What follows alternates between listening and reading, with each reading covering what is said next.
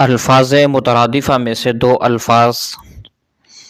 ایک انا اور دوسرا انا، آج اس کو بیان کرتا ہوں، اس لیے کہ یہ وہ دو الفاظ ہیں جو نحو کی اور درس نظامی کی کتابوں میں بکثرت استعمال ہوتے ہیں۔ تو یاد رکھیں کہ جو انا ہے یہ کلام کے شروع میں آتا ہے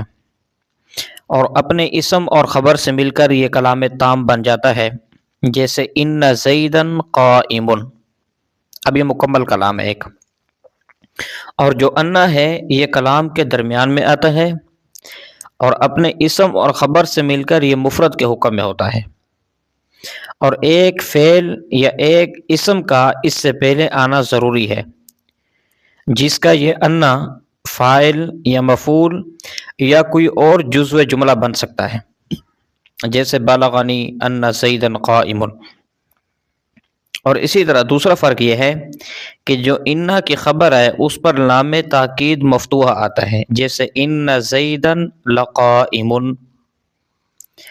اور علم اور اس کے مشتقات کے بعد جب انا مفتوحہ کی خبر پر لام آ جائے تو اس وقت انا مفتوحہ بھی مکسورہ ہو جاتا ہے، جیسے اللہ تبارک و تعالیٰ کا ارشاد ہے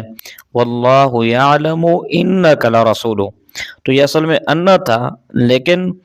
جب اس کی خبر پر لام آ گیا تو یہ انا ہو گیا۔ یہ ان دونوں کے درمیان فرق ہے، اور اس فرق کو کتاب النحو میں ذکر کیا گیا ہے۔ اللہ تبارک و تعالی ہمیں عقل سلیم عطا فرمائے، آمین۔